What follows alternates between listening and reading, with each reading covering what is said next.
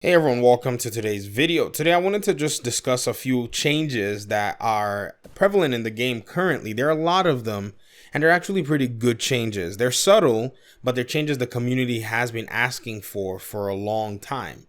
And the change that I wanted to discuss today are your vendors.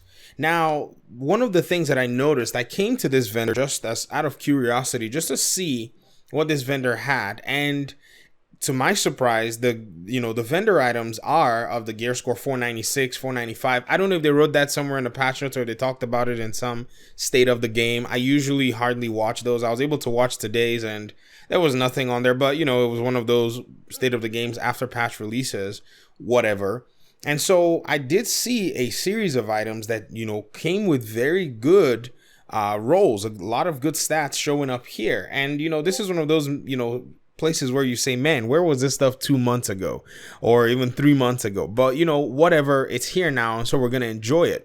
Now, I don't do these weekly reset videos. I don't touch them because there are other content creators that do them, and so I'm just kind of like of the mind of, well, if someone else is doing it, no worries. And everybody can also go here and kind of check them out for themselves. There are not a lot of vendors here in this game like there was in the Division 1, if you understand what I mean.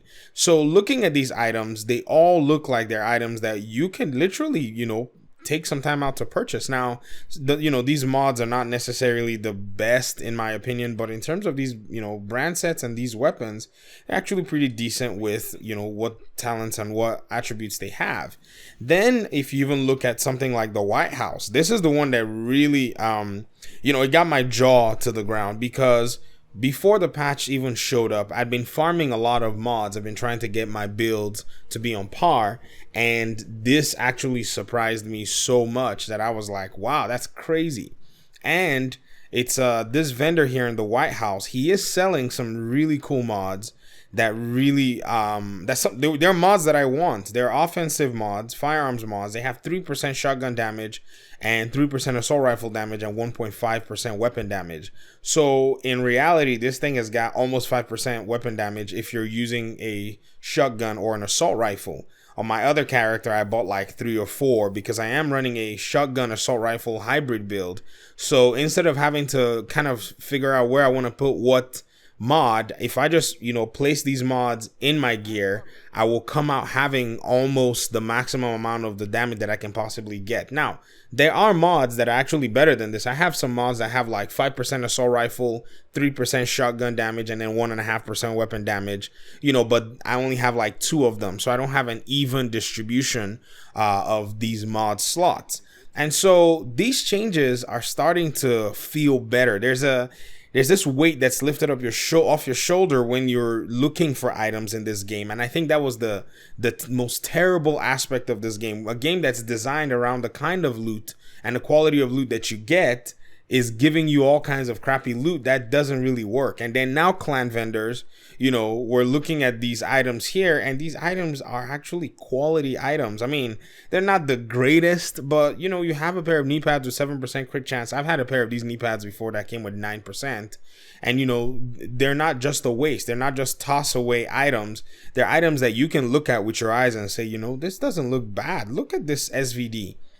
Base damage is decent. I'm not running a rifle build here. If I put a rifle build on this at base 57k, we're probably talking close to 80,000 at least in terms of marksman rifle base damage. And this has Allegro, has stop, drop, and roll, which is a very decent talent as well too. And then you have a G36 here. You have an M700. Hey, look at this. Look at this chest piece. 15% critical hit chance on this Alp Summit chest piece. I haven't even been here. And another offensive mod, which is trash, but you know how it is. There's always that, a bunch of stuff. And then there's another one here with shotgun damage and then 4% marksman rifle damage that's actually absolutely worth buying. So I think the vendor systems have changed for the better, and I'm very impressed at this. I think the developers, they need to pat themselves on the back only twice. They could have gotten 3 pats if they had brought this out like a few months ago, but they can take 2 pats on the back for doing something like this. So for those of you who are coming into the game who may be wondering, oh, so do I have to go back and farm all my gear and everything? Well, get this stuff and use them. I mean, you don't have to.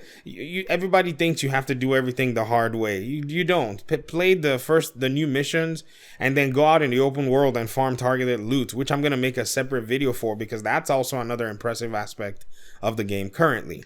All right, that's all I have for today. Thank you very much for your time and your audience, and I guess I'll see you in the next video. Peace.